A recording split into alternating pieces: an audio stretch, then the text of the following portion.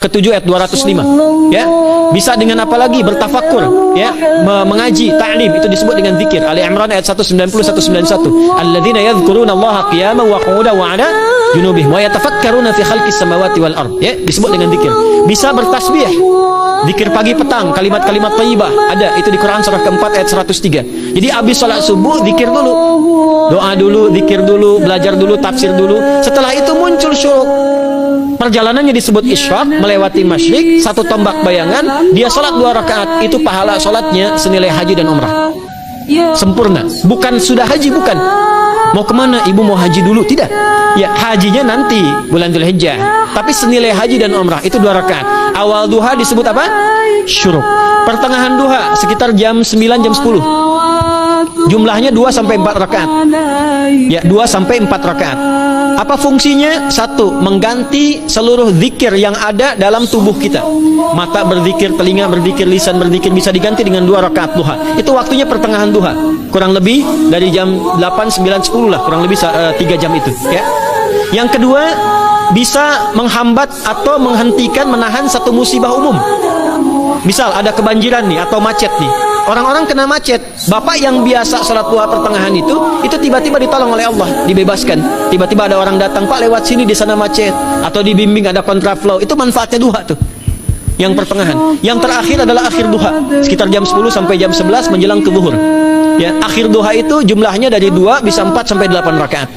Di antara manfaatnya bisa mempermudah datangnya rizki dengan izin Allah Subhanahu wa taala ketika ikhtiar. Itu duha. Nanti ke malamnya silahkan tahajud, tingkatkan tarawihnya sampai ditutup dengan witir. Itu salat. 2 yang terakhir saya cepat. 2 yang terakhir adalah banyak berinteraksi dengan Al-Qur'an. Ada 3 caranya. 1, banyak membaca. Itu namanya qiraah. Silahkan Bapak Ibu siapkan dari sekarang, targetnya khatam misalnya 1 kali berapa juz? 30 juz. Kalau mau gampang bagi 30, berarti 1 hari berapa? 1 juz. Paling gampang lagi supaya nggak capek ngajinya, supaya nggak capek, bagi 1 juz 5 waktu sholat. Contoh, juz pertama itu Al-Baqarah plus Al-Fatihah. Al-Fatihah saya nggak hitung lah karena sudah hafal ya. Al-Baqarah itu 141 ayat, juz pertama. Bagi 5, 28. Jadi setiap ketemu waktu sholat, bagi 2 lagi. 28 bagi 2 berapa? 14. Sebelum sholat baca 14 ayat, setelah sholat baca 14 ayat. Itu 14 ayat tuh paling-paling nggak nyampe 5 menit Bu Pak. Kalau investasi 10 menit setiap waktu sholat, bagi 2 kita baca 14 ayat, itu insya Allah selesai Ramadan khatam Quran. Itu udah rumus. Ya, tidak cukup dengan amin. Siapkan dari sekarang. Siapkan. Ya. Kemudian mengkaji, kajian tilawah. Itu tilawah itu di hadis Muslim pahalanya banyak. Ya, majtama'a qaumun fi baitin min buyutillahi. Ya, kita ngajinya Quran hadis ya. Biar apa lebih kuat dalilnya. Majtama'a qaumun fi baitin min buyutillahi yatsluna kitaballahi wa yatadarasuna fi ma bainahum. Ya, siapa yang bisa tilawah Quran, ngaji, tafsir, keluarkan misalnya untuk Ramadan 10 hari saya pengen tahu Al-Fatihah. Itu ketika dilakukan punya 4 keutamaan. 1, ghasyiyatuhum rahmah. Selama ngaji rahmat Allah dibentangkan. Kalau pengen doa cepat dikabulkan, kalau istighfar diampuni. Yang kedua, awas ini nazalat alaihimus sakinah, diberikan ketenangan dalam jiwa. Bapak Ibu pengen di rumah tangga jadi sakinah, isi dengan Quran di rumah. Amalan terakhir infak. Ya, hadisnya dari Ibnu Abbas, Ibnu Abbas radhiyallahu taala anhuma, qala, ya, beliau mengatakan kana Nabi sallallahu alaihi wasallam ajwadan nas wa ajwadu ma yakunu fi Ramadan.